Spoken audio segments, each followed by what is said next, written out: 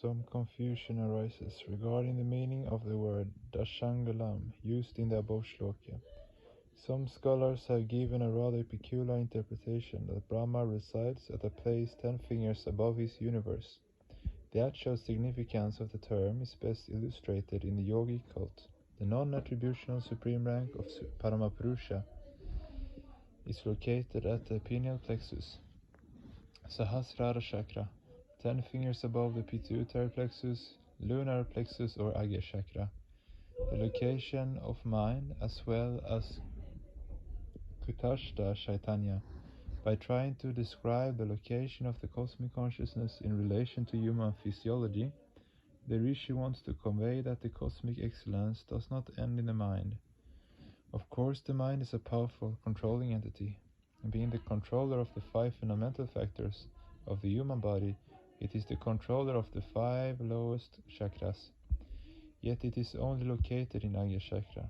The seat of cosmic consciousness is located 10 fingers above the seat of mind at the Sahasrara chakra. During sadhana, when the serpentine power Kundalini pierces the pituitary plexus, one attains Savikalpa Samadhi. Still higher, at Sahasrara chakra, Kundalini Shakti becomes one with Paramashiva, and one attains the non-attributional stance, Kevalya Samadhi. Purusha evidam sarvam yad bhutam yatsha bhavyam utam ritatva Shishano yadane natirohati. Suppose you are imagining Bhagalpur railway station within your mental arena. Not only can you see the travelers rushing through the station, you can also see their individual minds. The macrocosmic mind, Saguna Brahma, knows whatever is happening in the entire universe, for his cosmic imagination flows everywhere.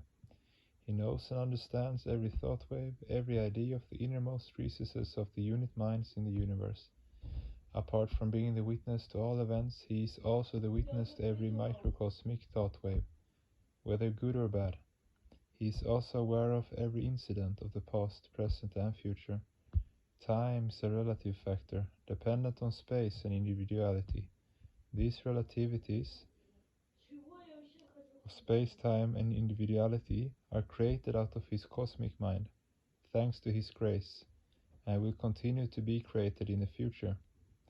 As he is not limited by the demarcation lines of the time factor, he is the witness of all ages. An ordinary person may not be able to detect the hypocrisy of a sinner who pretends to be a decent man, but the Supreme Entity is well aware of that hypocrisy. It is a futile attempt by the hypocrite to throw dust into the eyes of that infinite entity, the witness of all. The entity whose thought world is this vast universe is not only the universal witness, but the universal controller too. Even the meanest of the mean, and the nastiest of the nasty, and the most infernal insects are not the pride of his grace, are not beyond his controlling touch. Conversely, even the greatest of the great, the overlord of the sea-girt earth, and the most venerable and distinguishable people are powerless before him. But humbled by his awesome personality, the sweet springs of nectar flow at the behest of his towering personality. Sarvataha panippa padantat sarva lokshi shiro mukam sarvataha shruti man loka sarva mavritya tishtati. Whenever something is imagined, the sensory and motor organs become activated by its inferential vibrations. In dynamic thought processes, there is mental agitation. When you imagine accepting something, your mental hands start working. When you imagine seeing or hearing something, your mental eyes and ears start functioning.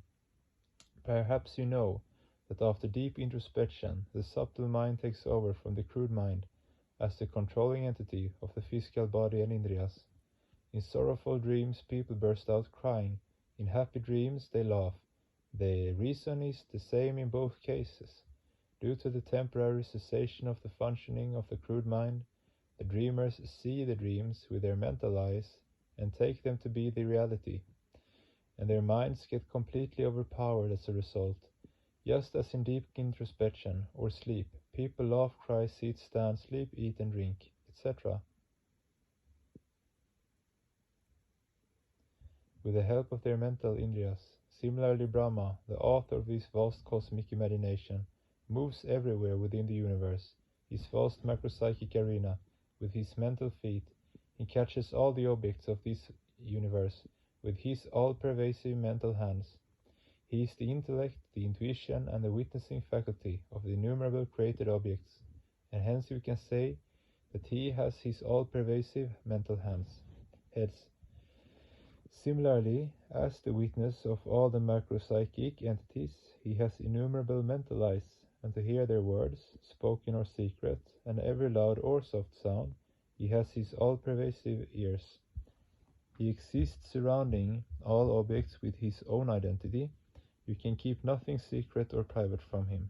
He knows more about you than you know about yourself. Behind all his pervasive faculties of knowing, understanding and hearing lies his macropsychic stance. Hence no temporal, spatial or personal factor circumscribed by limiting bondages can be accepted as Purna Brahma, Brahma in his entirety. The great mystic Ramprasad has said, Tribhuvan ye mayer murti yeneyokita yananana urekon prane tanri matir murti gariye kara upashana montumar ebram gila na. Don't you know that the three worlds are the expression of the Divine Mother? Then why do you foolishly make clay images of the Mother and worship them? O mind, you can still undo that blunder. To give a limited form to the unlimited entity is a grave error. To present crude offerings to the Supreme Entity is meaningless. For ideation on Brahma there is no need to spend even a cent. If the worship of Brahma was a very expensive affair, then none but a handful of billionaires would have been able to do it. Sadhana is the birthright of all people, just like light, air and water. The infinite entity is the common patrimony of all, not the private property of any particular individual.